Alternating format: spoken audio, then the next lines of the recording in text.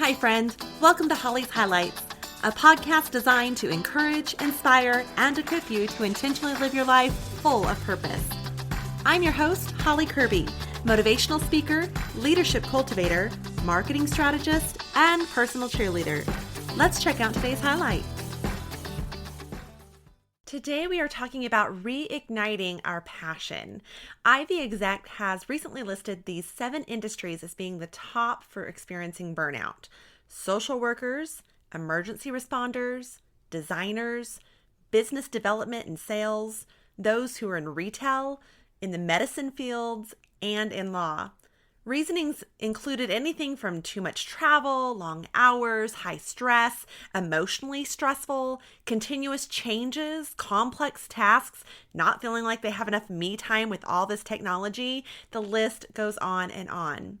The truth is, burnout can happen to anyone, from those in college just starting out in the workforce and stay-at-home moms and dads, to part-time workers, and of course those who seem to have it all as serving as executives. Some of the hints that the HR Exchange Network says are signs of burnout include being cynical or critical of your job. And perhaps you're irritable or impatient with coworkers or customers, guests, clients. Maybe you're lacking feeling satisfied about your job and what you're accomplishing in your job.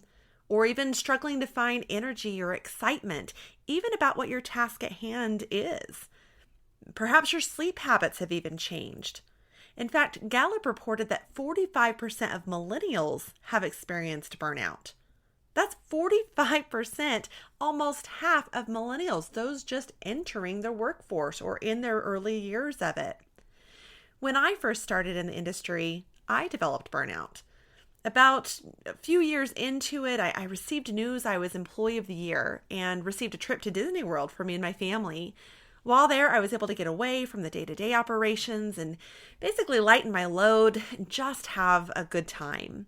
I was so grateful for that trip that as I flew home, it had me reflecting on good times in my job and things I actually enjoyed doing. And before I knew it, I was counting blessing upon blessing of that job that I was ready to leave and looking forward to actually getting back for some fresh ideas that I had ready to implement.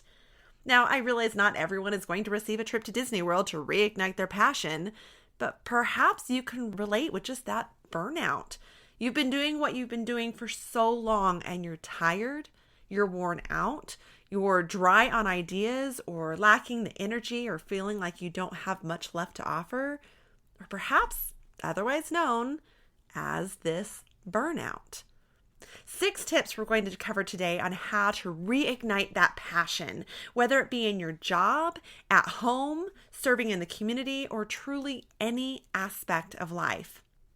Number 1, have a change in scenery. This might be a vacation, getting away physically from your environment. It might be going on a simple walk. My mom was a school teacher, and right next to her school was a park. She would make an effort every day to walk across to the parking lot to the park where she'd just simply walk. She'd be able to breathe the fresh air and kind of clear her head from things going on in the day, sometimes even walk with a fellow teacher.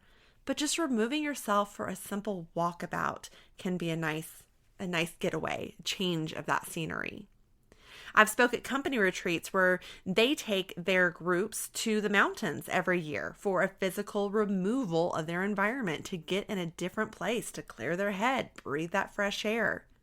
For some, this may be even taking your workout on the golf course. I used to meet with a media rep who enjoyed having our meetings while getting pedicures. I loved it. We actually got a lot accomplished and enjoyed the process of that as well and having our pedicures done.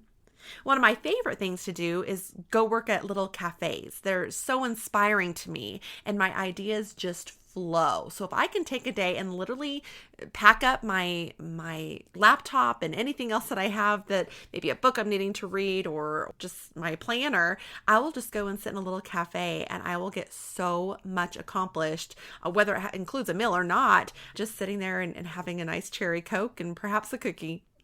This doesn't have to cost a lot either. So sometimes when my kids and I need a change of scenery, we head about an hour out of town and enjoy the simplicity of exploring a little town, or maybe taking a picnic lunch to that local park, getting to see different places that way, or even enjoying the scenery of just the drive.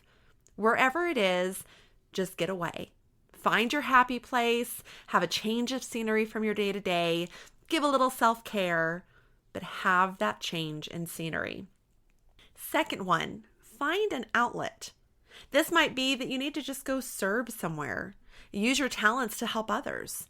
It might be using your talents elsewhere. As a friend of mine is a tax consultant, and they volunteer as their church's tax consultant to help them on their finances. So he says providing his talent for free helps remind him why he enjoys his work to begin with. Maybe you need to develop a hobby.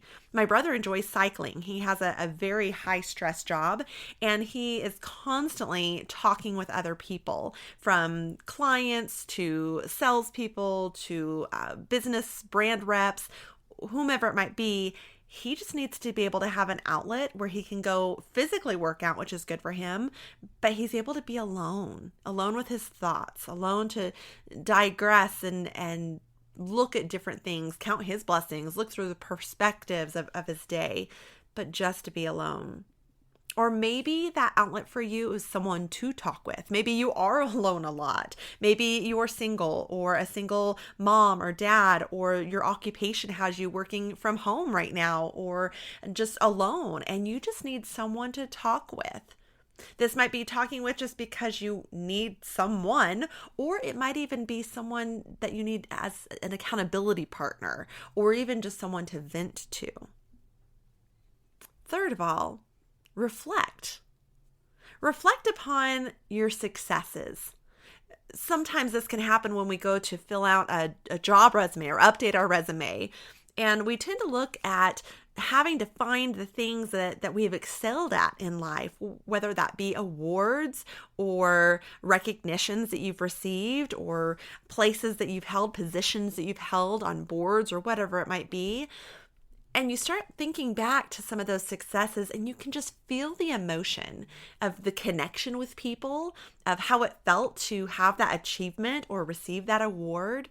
So reflect back on some of those successes, those memories. Sometimes that can be looking at photos of seeing the fun of what you enjoyed once doing. It's so easy to reflect on what's going wrong, but seeing memories of good times helps change our attitude and perspective. I love it when I have to gather photos each year for various annual tradition type displays, and reflecting on years past with different people and in different situations and events that I've been able to put together. It just brings me just a joy, a genuine happiness. And I might not be enjoying the moment of something, but I can reflect back on what I have enjoyed. And that brings about a whole new reflection upon those memories, those emotions that it brings. The impact you're having can often be a reflection of those successes and memories. I know for me personally, when someone I've had the privilege of serving reflects on a time I positively impacted them, it's all the motivation I need to keep at it. It truly is a motivator for me, because I'm reminded I'm needed.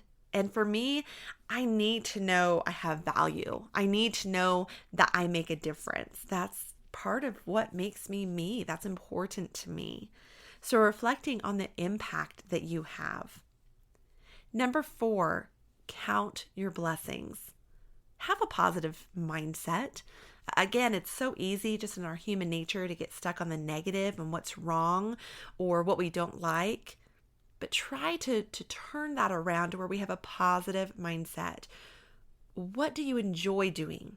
There's going to be negative parts of every job. Keep that in mind. It is not all sunshine and tulips everywhere that you go. Every position you have, as a mom, as a dad, as a coworker, as an executive, whatever position, whatever role you feel, there's always going to be a negative part of it. So look for what you do enjoy doing.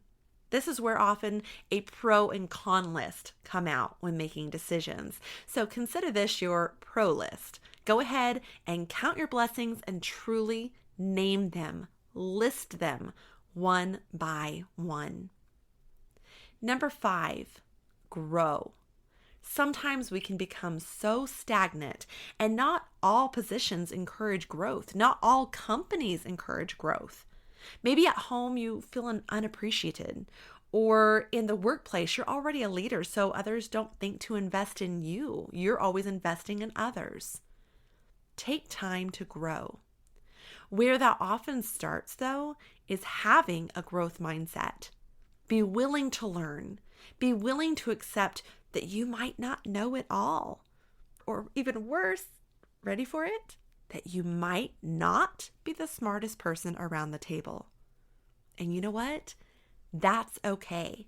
That's actually good, because then you're surrounding yourself with others whom you can learn from.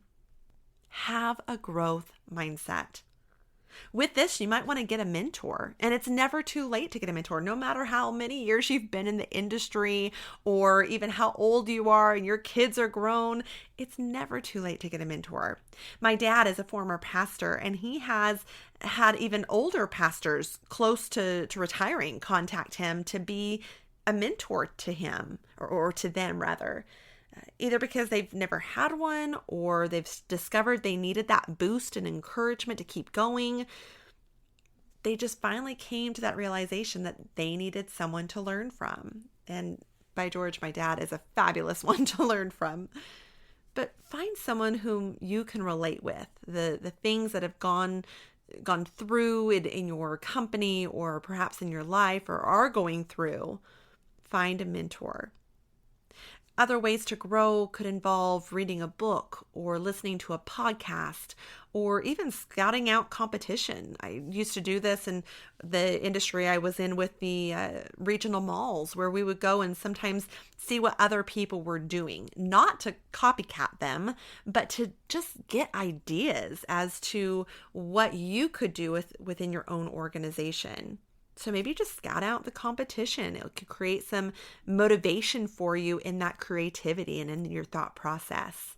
This could also look like having a coach. They're a great resource to be able to come alongside you and bounce ideas off of, have a sounding board, be able to help set some goal setting and then hold you accountable to those. So coaching is one that's up and new and very popular now.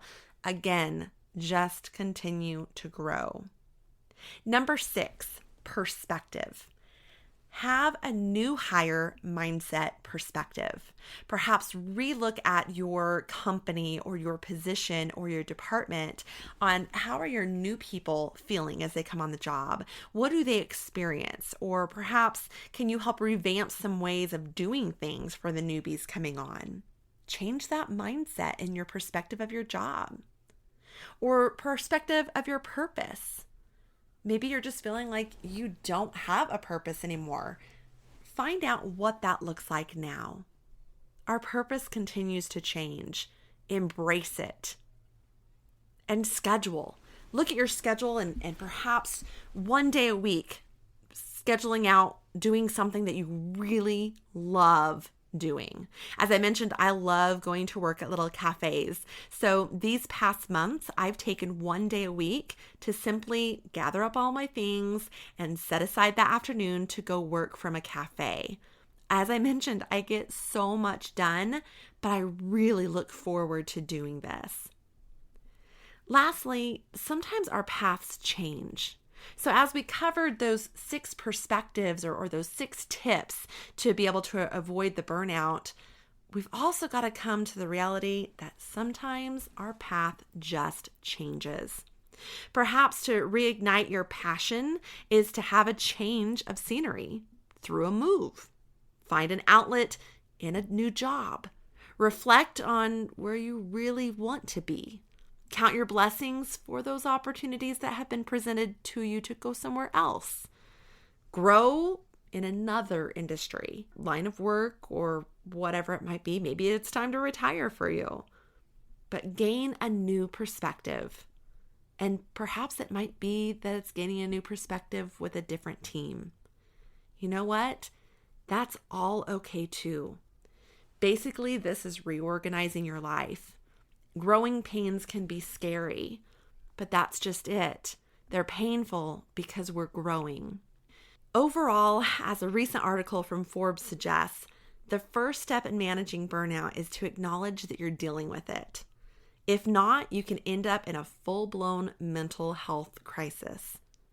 If you want more help on goal setting or talking through what some transitions may look like coming up in your life, or just need some more help about reigniting your passion, I would be honored to work with you. Feel free to check out my website at www.hollycurby.com. That's HOLLYCURBY.com for both life and leadership coaching opportunities as well as business consulting needs. If you're looking for someone to come in and talk with your team, motivational speaking opportunities are available too.